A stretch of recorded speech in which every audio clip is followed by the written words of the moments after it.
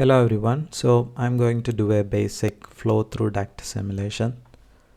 I have a HVAC problem where fresh air enters through this duct into two rooms of dimension 21 by 13 square feet floor area and 2-meter height. I have done some analytical calculations to estimate the head loss in the duct, and using CFD I want to validate those results. So as usual, we will do the set up the geometry part in SolidWorks and set up the simulation in STAR-CCM Plus. With CAD geometry, we will be using the duct alone for simulation. With ducts and pipes, you can use Generalized Cylinder Mesher option in STAR-CCM Plus. And when you go for Generalized Cylinder Mesher, it is important to make sure that the geometry is smooth and realistic. I have two joints in my duct, or two bends. One is a T intersection, and here is a 90-degree bend, and here you have small bends as well. So I want to make sure this intersection as smooth as possible and similar to a long radius bend. So instead of going for a regular fillet option, I have done a bit different. With regular fillet, which looks like this, you can, if you evaluate it using zebra stripes, you can see the surface is not smooth and it has a curvature which is not required. Instead of doing a regular fillet, I have initially created an extrusion and then gave fillets to these all the edges of the extrusion to match the radius of the pipe, and we have this. So if you evaluate this one, you can see this as far more smooth than the fillet option. So here you can see the lines as 90-degree, while going with the other option you have smooth cross section. So this is one consideration which I have made to make sure I have a proper mesh when I go for Generalized Cylinder Mesher. So if you have it can be a varying cross section, but it is essentially required to have smooth cross section instead of sharp edges. And if you have a similar duct, if you have round edges, and you can in that case use this Generalized Cylinder Mesher option available in STAR-CCM Plus. So this is our geometry. Now we will save it as a step file and import it into STAR-CCM Plus. Create a new simulation, save, import the geometry.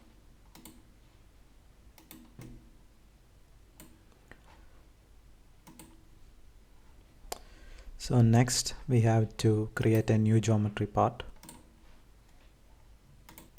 and create a geometry scene to visualize.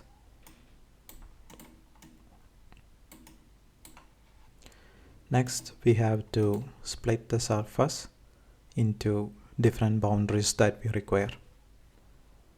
When you go for this Generalized Cylinder Mesher, if you have different cross sections in the duct, then you have to make sure you have individual cylindrical boundaries for those cross sections.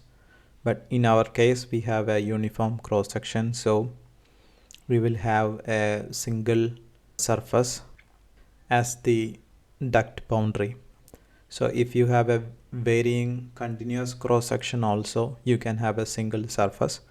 If you have a stepped duct, then you might have to do multiple cylindrical boundaries. So we have to split the surface such a way that all these faces which are common to the duct as a single boundary.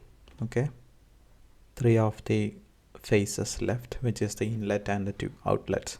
So create, and this is our inlet and this is one of our outlet. So we can name them. Rename outlet 1,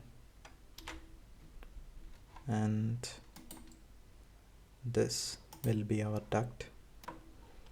This is our inlet. This is our second outlet. Okay, and the next we have to define the physics.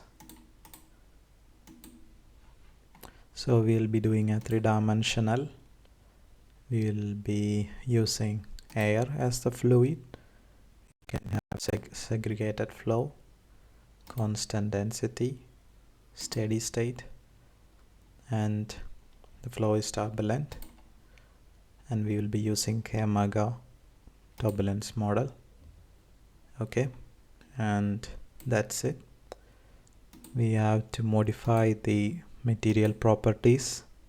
So I'm using air at 20 degrees Celsius.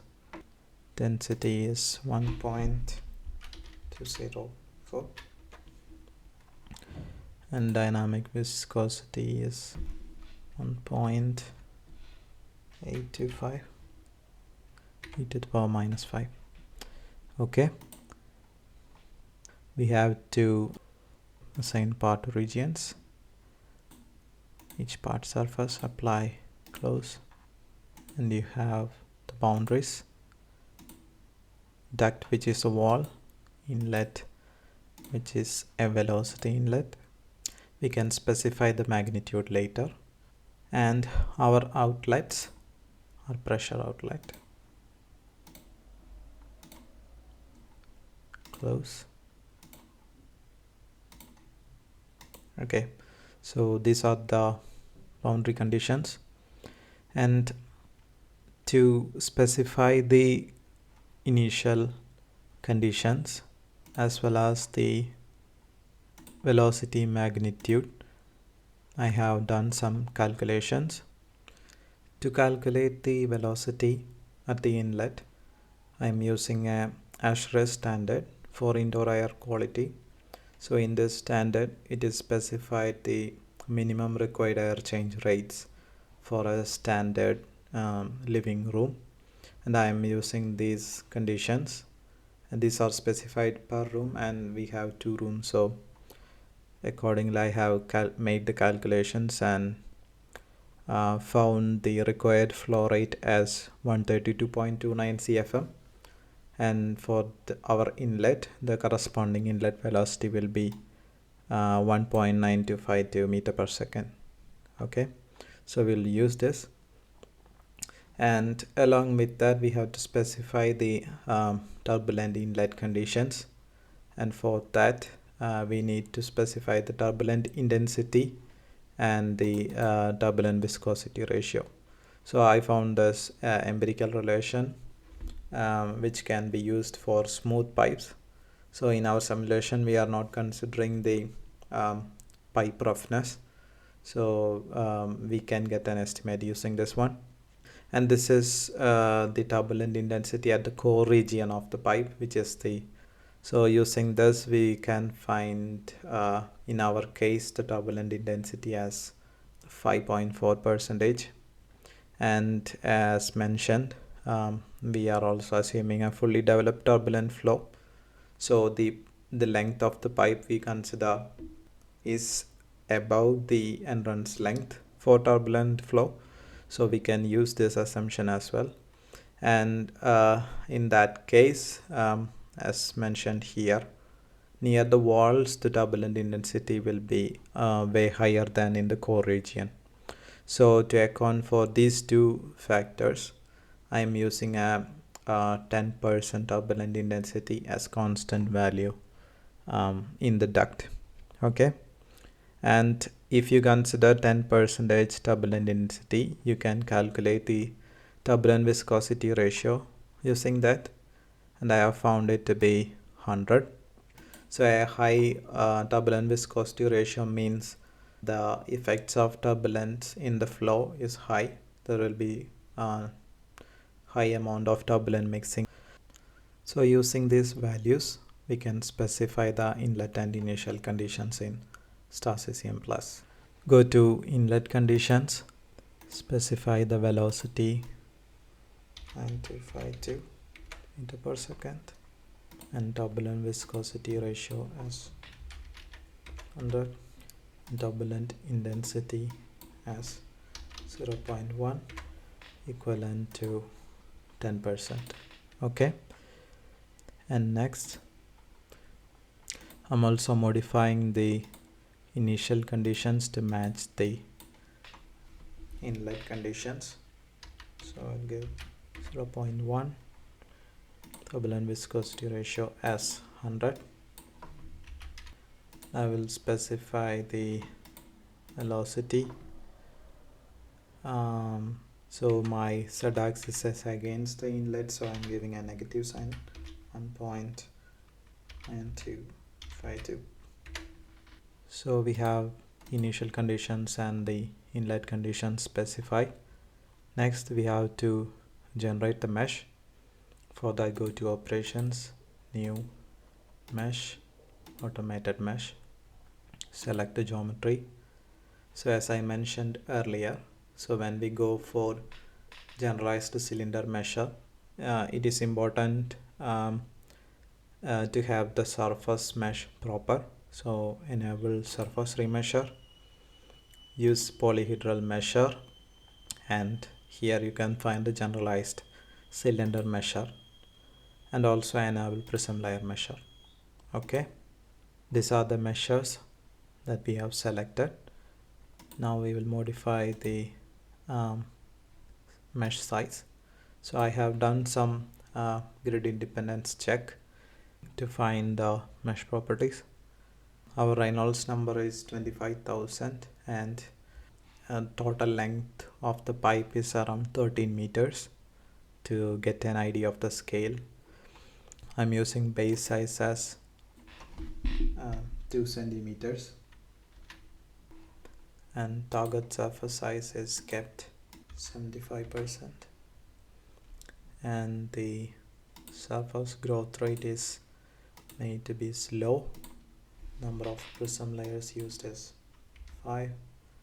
Prism layer stretching I have made it to 20% and total prism layer thickness is kept as 20%, and that's it.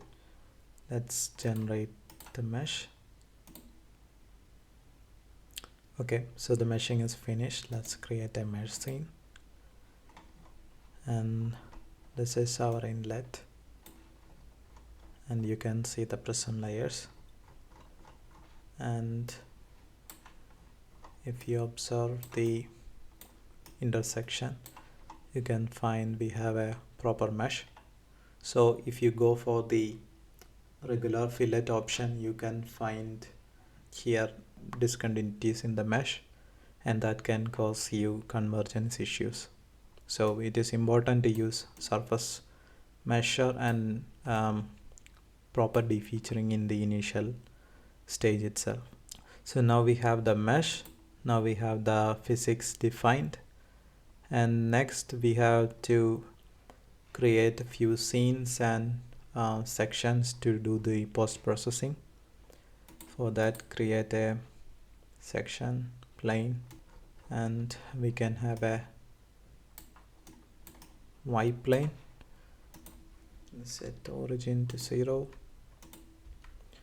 and instead of 0 keep it 1. Yes, parallel Y. Okay, create and close. So now you have the section, and we can create the scenes as we require. Go to scenes, new scene, scalar. Let's name it as velocity. Edit, scalar, smooth filled, parts, plane section. the scalar field, select velocity magnitude, close. You can clip the maximum to 3 meter per second.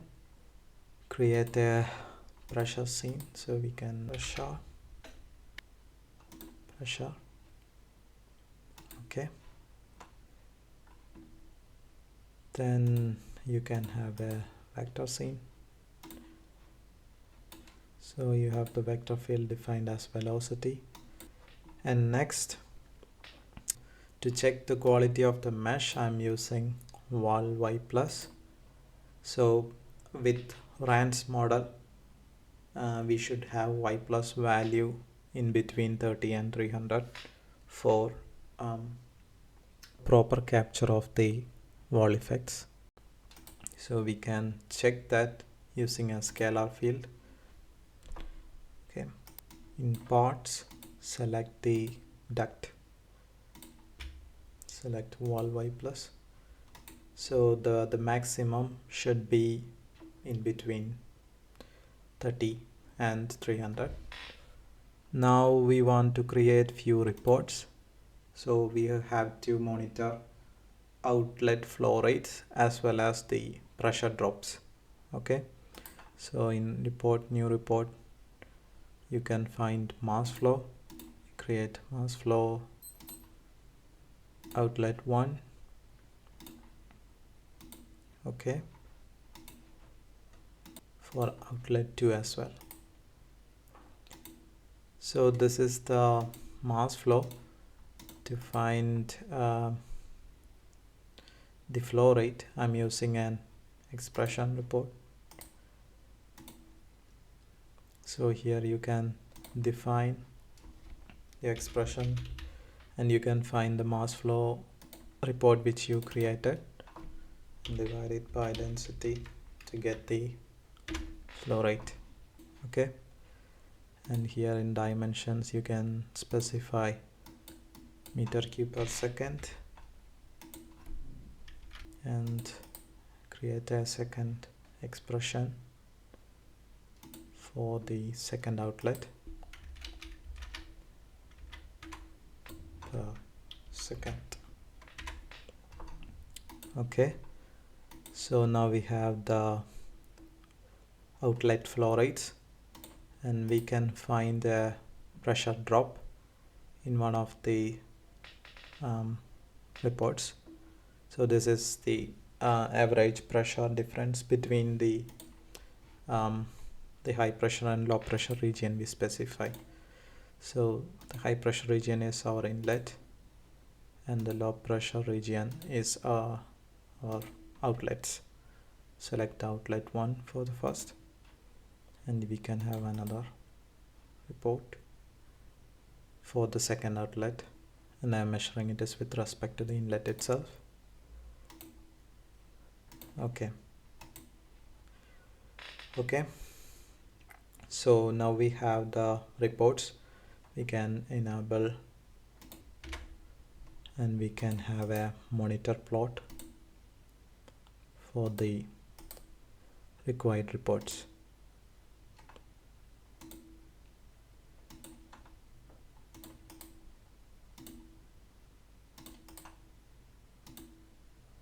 So now we have the pressure drops monitored as well as the flow rates at the outlets.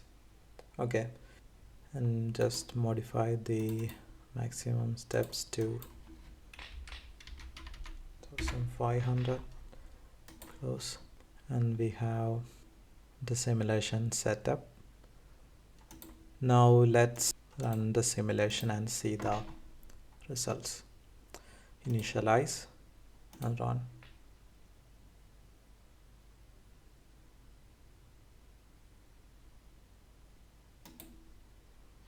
Plus y x.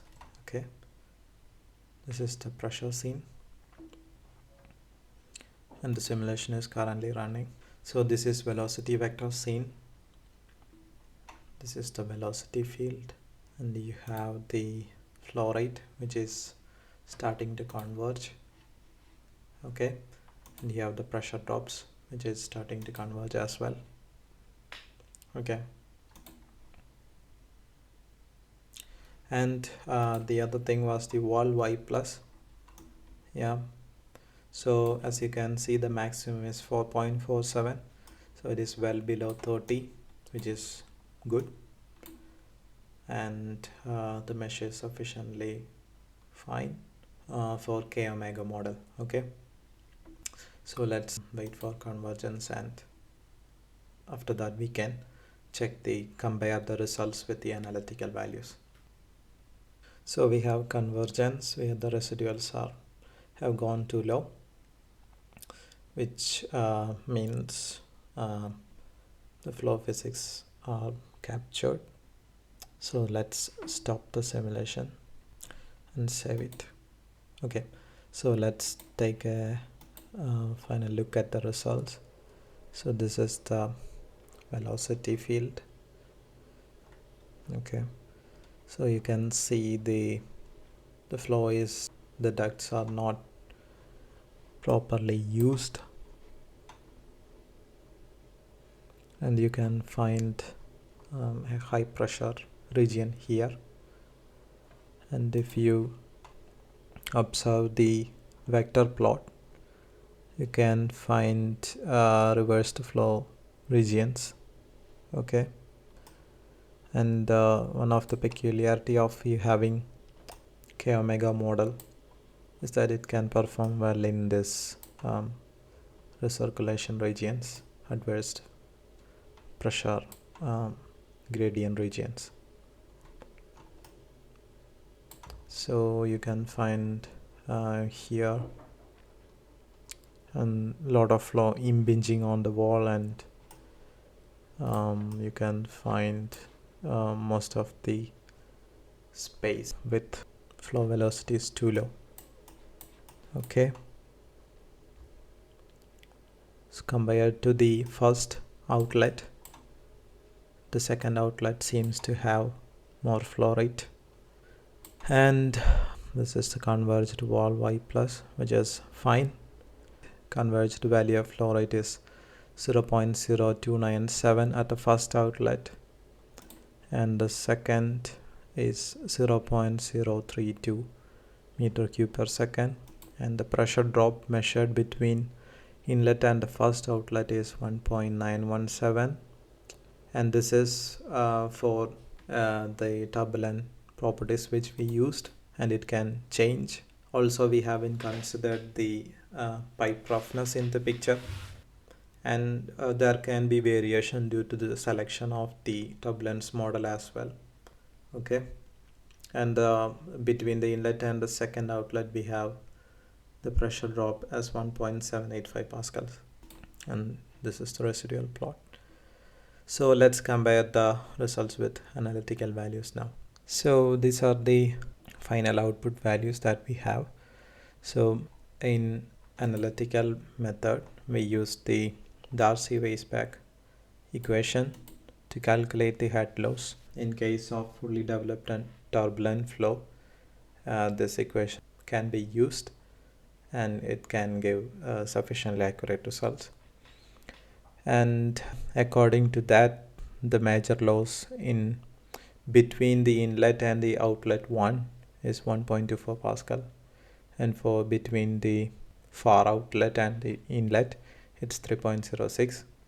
At the branching at the T section we have a minor loss which is 2.23, and so the total loss is 3.47 between inlet and outlet 1, and in case of inlet and outlet 2 we have 3.51.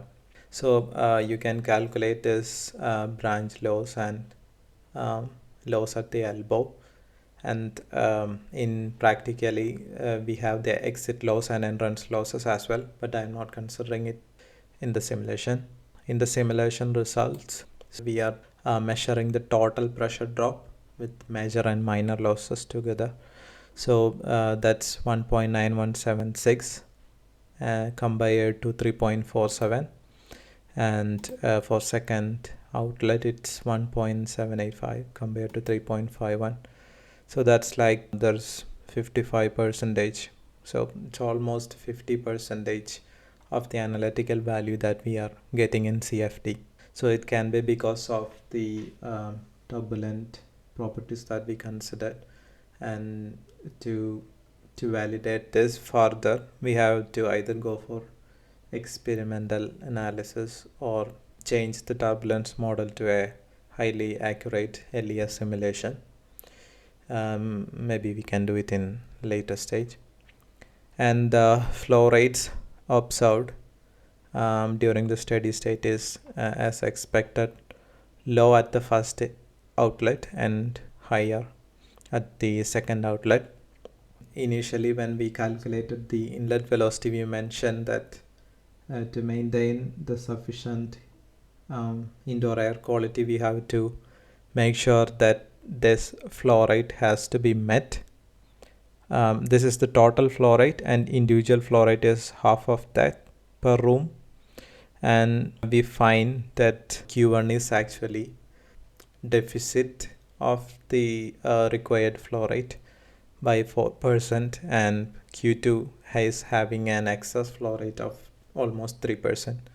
So we have to modify the duct such that we need to introduce more resistance to reduce this excess flow rate and divert that flow into the first outlet. So having a straight uniform cross section doesn't give you the required flow rate in order to make sure the required indoor air quality. So that's one of the inference that we have, and we can that the CFD results supposed to be more accurate, and it shows 50% loss. So compared to analytical value. So again, in analytical value, we have made further assumptions that the flow is fully developed, and similar approximations regarding pipe roughness also we have considered. So to account for that, we have to do further validation. So that's it. I hope this simulation helps you. So thanks for watching.